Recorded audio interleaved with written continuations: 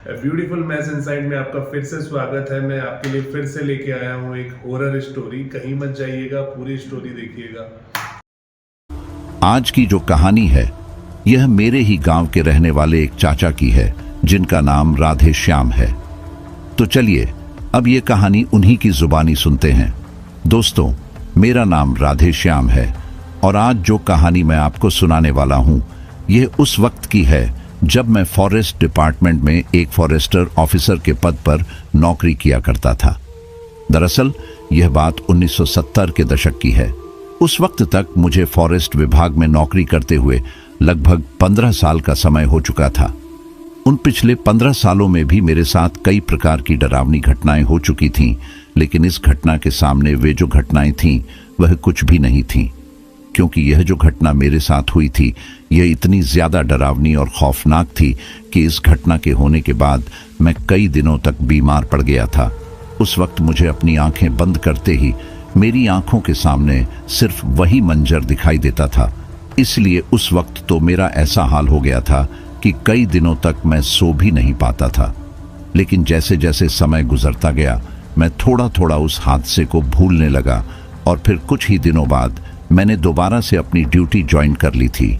दरअसल उन दिनों बरसात का मौसम चल रहा था और उस वक्त मेरी ड्यूटी छत्तीसगढ़ के सरगुजा जिले के हसदेव वन के पास में लगी हुई थी।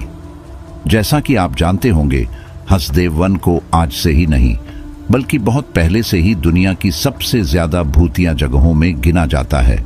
इसी वजह से उस समय उस फॉरेस्ट एरिया में कोई भी फॉरेस्टर ऑफिसर नौकरी नहीं करना चाहता था।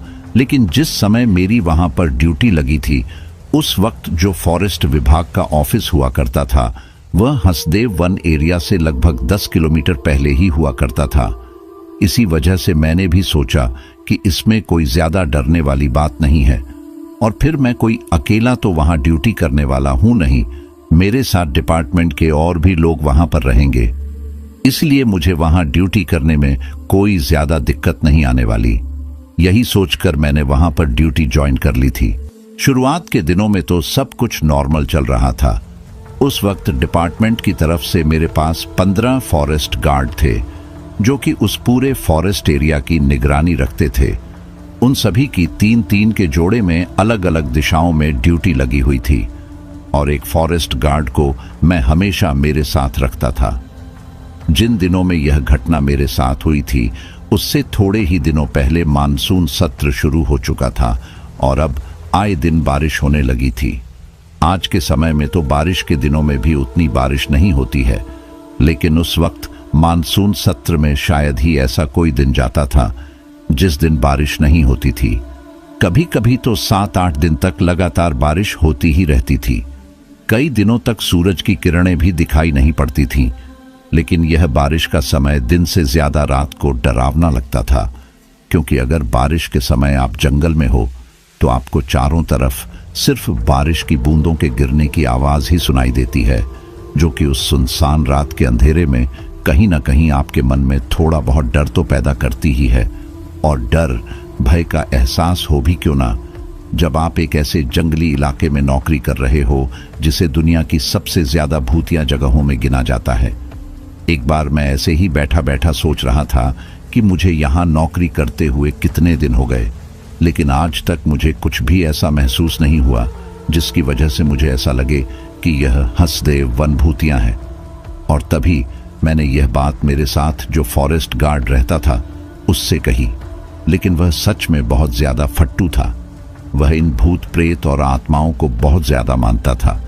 इसी वजह से मेरे द्वारा उसे यह बात कहने पर वह मुझसे कहता है, सर थोड़ा धीरे बोलो, अगर उन आत्माओं ने यह बात सुन ली तो सच में आपके साथ कुछ ऐसा होगा जिसकी वजह से उनकी मौजूदगी और उनके होने का एहसास आपको होगा। तभी मैंने उसे हंसते हुए कहा, ऐसा कुछ नहीं होता है। अब पहले दिन ही मैंने उससे यह बात कही थी, लेकिन मुझे बिल्कुल भी अंदाजा नहीं था कि वह जो गार्ड कह रहा था वह बात सच हो जाएगी।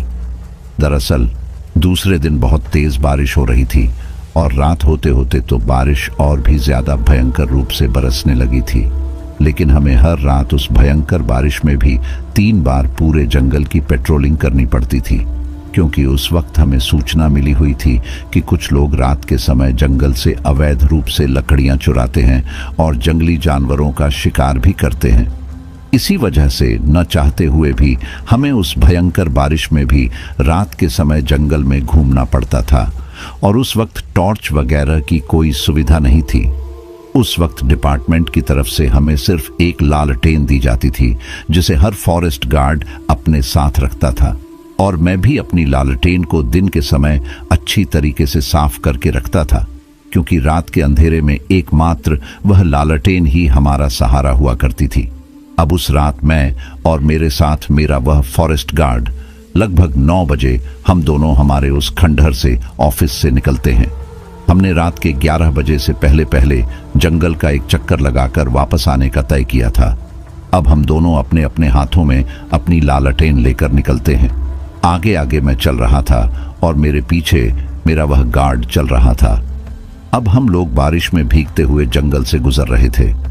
उस रात बरसात के साथ साथ आसमान में बहुत तेज बिजलियां भी कड़क रही थीं, जो कि आसपास के माहौल को काफी ज्यादा डरावना बना रही थी। जब भी उन बिजलियों की गड़गड़ाहट की आवाज आती तो मेरे पीछे चल रहा वह गार्ड भागकर मुझसे चिपक जाता। अब उसे 1-2 बार तो मैंने बर्दाश्त किया, लेकिन फिर मैंने उसे डांटते हुए कहा, मैं तुम्हारा सीनियर हूं, तुम बच्चों की तरह मुझसे क्या चिपक रहे हो? और अगर इतना ही डर लगता था तो फिर फॉरेस्ट डिपार्टमेंट में नौकरी करने की क्या जरूरत थी?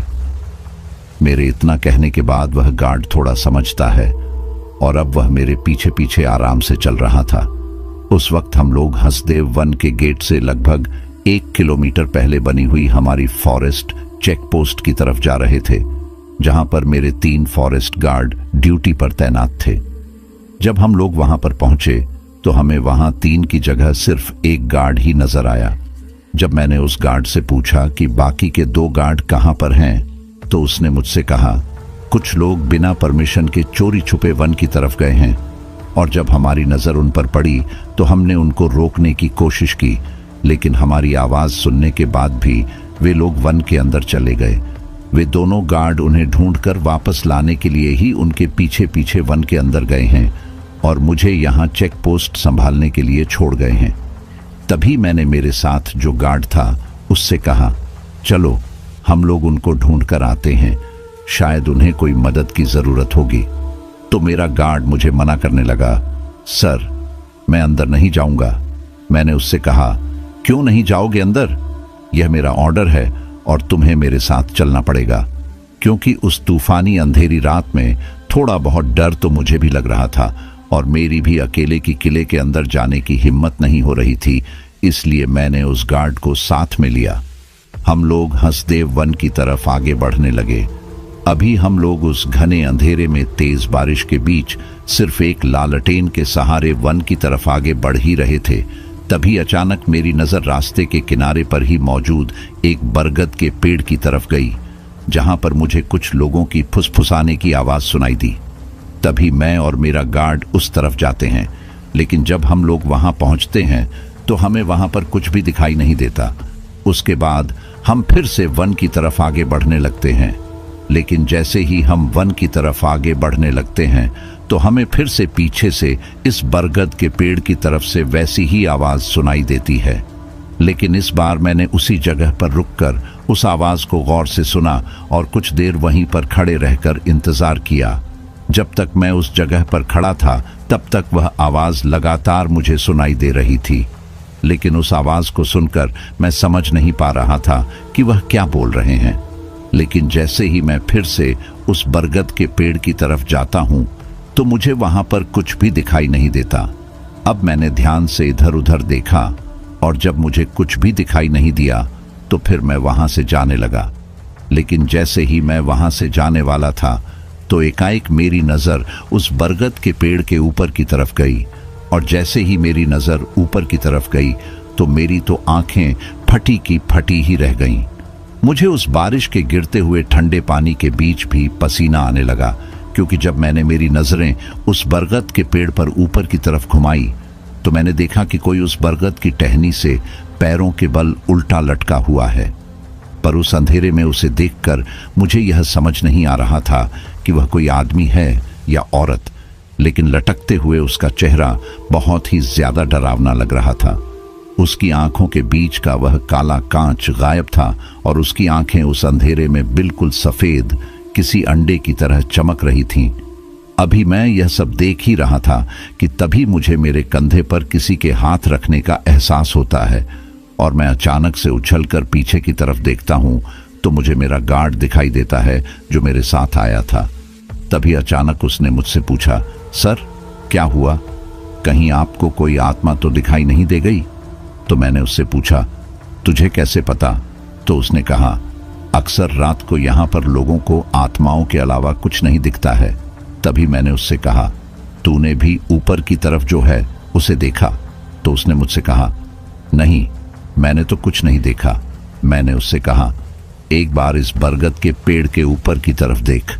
तो उसने मेरे सामने ही अपनी नजरें उस बरगद के पेड़ पर ऊपर की तरफ घुमाई, लेकिन नजरें ऊपर घुमाने के बाद भी वह बिल्कुल नॉर्मल था और उसने मुझसे फिर से कहा, मुझे तो कुछ भी दिखाई नहीं दे रहा। फिर उसके इतना कहने के बाद मैंने एक बार फिर से अपनी नजरों को डरते डरते उस तरफ वापस घुमाया, लेकिन इस बार मुझे वहां पर कुछ भी दिखाई नहीं दिया। फिर मैंने सोचा कि शायद यह मेरे मन का वहम होगा और उसके बाद मैं उस गार्ड के साथ वहां से वापस वन की तरफ निकल गया। लेकिन जैसे जैसे हम दोनों वन की तरफ जा रहे थे तो मुझे ऐसा महसूस हो रहा था कि हमारे पीछे भी कोई तीसरा शख्स आ रहा है। तभी फिर से मैंने सोचा कि शायद यह मेरे मन का वहम ही होगा और मेरे पीछे जो यह गार्ड चल रहा है उसके कदमों की आवाज ही मुझे सुनाई दे रही है। तभी मैंने मेरे इस वहम को मिटाने के लिए उस गार्ड से कहा, तुम मेरे आगे आगे चलो, मैं तुम्हारे पीछे चलूंगा। तो उसने कहा, सर क्या हुआ? आपको आगे चलते हुए डर लग रहा है क्या? तो मैंने उसे कहा, बातें ज्यादा मत करो और जितना कह रहा हूं उतना करो। मेरे इतना कहने के बाद वह गार्ड मेरे आगे आगे चलने लगा और मैं उसके पीछे। लेकिन अब भी चलते हुए मुझे वही एहसास हो रहा था कि जैसे कोई हमारे पीछे पीछे चल रहा है, लेकिन मेरे बार बार पीछे मुड़कर देखने पर भी मुझे कोई भी दिखाई नहीं दे रहा था। अब चलते हुए मैं बार बार पीछे की तरफ देख रहा था, लेकिन एक बार जब मैंने पीछे की तरफ पलटकर अचानक से देखा तो मुझे मेरे पीछे एक औरत खड़ी दिखाई देती है जिसने बिल्कुल किसी महारानी या दुल्हन की तरह कपड़े पहन रखे थे। वह बिल्कुल एक लाल जोड़े में मेरे सामने खड़ी थी। उसके और मेरे बीच सिर्फ एक कदम का फासला था और उसे देखने के बाद मेरे हलक से आवाज भी नहीं निकल रही थी, क्योंकि उसका जो चेहरा था वह पीछे की तरफ घूमा हुआ था। यानी कि जिस तरफ उसका आगे का धड़ था उस तरफ उसका चेहरा नहीं था, वह बिल्कुल पीछे की तरफ घूमा हुआ था। अभी मैं उसकी तरफ देख ही रहा था कि तभी वह औरत पीछे की तरफ घूमती है। अब उसका आगे का शरीर तो पीछे की तरफ चला जाता है और मुझे उसकी पीठ के साथ उसका चेहरा दिखाई देता है। उसका चेहरा दिखने में इतना ज्यादा डरावना था कि मैं शब्दों में बयान नहीं कर सकता और मेरी तरफ देखकर वह एक अजीब तरीके से मुस्कुराती है। मुस्कुराते मुस्कुराते ही अचानक उसकी जो बालों की चोटी थी वह धीरे धीरे ऊपर हवा में उठने लगती है और वह किसी रस्सी की तरह ऊपर आसमान की तरफ बढ़ने लगती है और फिर उसके बाद वह औरत अपनी चोटी के बल धीरे धीरे ऊपर हवा में उठने लगती है और चोटी के बल लटकी हुई उसकी गर्दन से नीचे का जो उसका शरीर था वह अब किसी पंखे की तरह गोल गोल घूमने लगा था। और ये सब देखकर तो मुझे यकीन हो गया था कि मैंने आत्माओं को कल ही चुनौती दी थी कि आत्मा वगैरह कुछ नहीं होती है। और मेरा वह गार्ड मुझे कह भी रहा था कि सर आप ऐसा कुछ मत बोलिए, अगर उन आत्माओं ने सुन लिया तो बहुत बड़ी दिक्कत हो जाएगी। इसके बाद मैंने मन ही मन सोच लिया था कि आज मुझे यह जो कोई भी है यह नहीं छोड़ेगी और मेरा मरना आज तय है। अभी मैं यह सब सोच ही रहा था कि तभी अचानक पता नहीं उसकी तरफ देखते देखते ही मुझे क्या हुआ और मेरी आंखों के सामने एक अंधेरा सा होने लगा। थोड़ी ही देर बाद मुझे कुछ भी दिखाई देना बंद हो गया था और उसके बाद शायद मैं बेहोश होकर वहीं पर गिर गया था, क्योंकि उसके बाद मेरे साथ आगे क्या हुआ था मुझे कुछ भी याद नहीं। लेकिन जब मेरी आंखें खुली तो मेरे साथ वह जो गार्ड आया था, वह और जो 2 गार्ड पहले वन की तरफ गए हुए थे, वे तीनों मुझे किसी पेड़ से नीचे की तरफ उतार रहे थे। और जब उन्होंने मुझे उतारकर जमीन पर लिटाया तो बारिश की गिरती हुई बूंदें जब मेरे चेहरे पर पड़ी तो मुझे थोड़ा अच्छे से होश आया।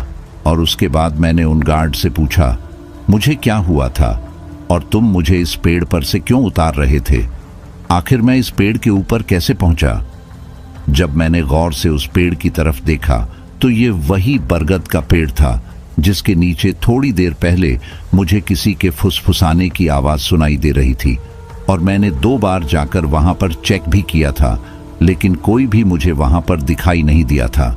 तभी मेरे जो तीनों गार्ड थे उन्होंने मुझे बताया कि जब हम लोग वन की तरफ से वापस आ रहे थे तो आप हमें इस बरगद के पेड़ पर उल्टे सिर के बल लटकते हुए दिखे, और जो आपकी लालटेन थी वह बिल्कुल आपके नीचे रखी हुई थी। इस तरह आपको इस बरगद के पेड़ के नीचे उल्टा लटकते हुए देखकर एक पल के लिए तो हम लोग डर गए थे। हमें लगा कि शायद किसी आत्मा ने आपको मारकर यहां पर लटका दिया है, और अगर अब हम लोग आपके पास जाएंगे तो शायद वह आत्मा हमें भी मार दे।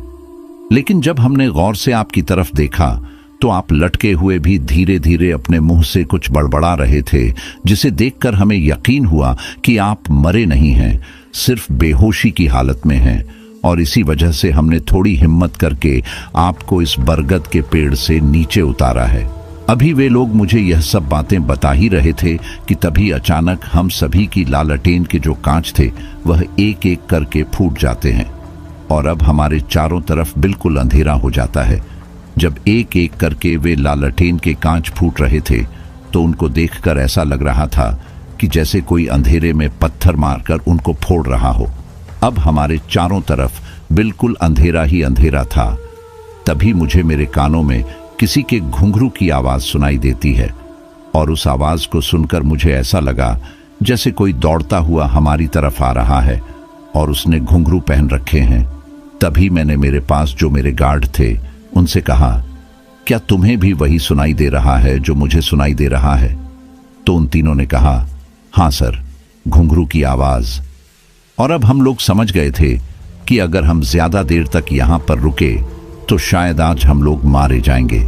इसीलिए हम सभी ने वहां से इतनी तेज वन के बाहर की तरफ दौड़ लगाई कि जब हम लोग वहां से दौड़कर वन के बाहर की तरफ निकल रहे थे तो हमें हमारे कानों में एक अजीब सी चीख सुनाई देती है, जैसे कोई विलाप कर रहा हो, जैसे किसी के हाथों से उसकी मनपसंद चीज निकल गई हो। लेकिन उस आवाज को नजरअंदाज करते हुए हम लोग, जब तक हमारी फॉरेस्ट गार्ड की वह चेक पोस्ट नहीं आई तब तक हम लोग दौड़ते ही रहे। लेकिन जैसे ही हम लोग वन के बाहर मौजूद हमारी उस चेक पोस्ट पर पहुंचे तो हमें वहां पर हमारा वह एक गार्ड दिखाई नहीं दे रहा था जिसको वन में जाते वक्त मैं वहां पर अकेला छोड़कर गया था। तभी मैंने मन ही मन सोचा कि कहीं उसे अकेला पाकर कोई हादसा उसके साथ ना हो गया हो। अभी हम लोग उसे इधर उधर देख ही रहे थे कि तभी थोड़ी ही देर बाद वह अपनी बुझी हुई लालटेन को लेकर हमारे पास आता है। उसे देखकर पहले तो हम लोग उससे पूछते हैं, तू कैसा है? तो वह हमसे कहता है, सर मैं तो ठीक हूं, पर मुझे तो आज उम्मीद ही नहीं थी कि आप लोग जिंदा बच जाओगे। तो मैंने उससे कहा, क्यों, ऐसा क्या हुआ? तो उसने हमको बताया कि पता नहीं अचानक कहां से, लेकिन एक बहुत ही बड़ा नीलगाय का झुंड आप लोगों के जाने के बाद दौड़ता हुआ वन की तरफ गया था, जिसे देखकर मैं बहुत ज्यादा डर गया था और इसीलिए अपनी लालटेन को बुझाकर साइड में जाकर छुप गया था। उसके बाद हम लोगों ने भी उसे हमारे साथ जो वाकया हुआ वह बताया। हमारी यह बात सुनने के बाद उसने अपना सिर ऊपर की तरफ किया और आसमान में तारों को देखकर हमसे कहा, हाँ, समय का यह पहर तो बहुत ही ज्यादा खतरनाक है। यह तो उन आत्माओं का समय है। अगर इस समय कोई भी उनके इलाके में दखल देता है तो वह उसे जिंदा नहीं छोड़ती हैं। आप लोगों ने बहुत बड़ी गलती कर दी जो इस समय आप वन के अंदर चले गए। वह तो भगवान की मेहरबानी थी या पता नहीं कैसे जो आज आप लोगों की जान बच गई, वरना मैंने तो आप लोगों को आज मरा हुआ ही समझ लिया था। इसके बाद मैंने उस गार्ड को कहा, यार तू चुप रह, वैसे ही इतना ज्यादा डर लग रहा है और तू हमें और ज्यादा डरा रहा है। लेकिन अब मैं उन तीनों को वहां पर छोड़कर उनकी जान को भी खतरे में नहीं डालना चाहता था। इसलिए मैं उन तीनों गार्ड को भी अपने उम्मीद करता हूँ कि स्टोरी आपको पसंद आई होगी। अगर आपको स्टोरी पसंद आई है तो please like share and comment करें। अगली वीडियो में फिर मिलेंगे। Thank you.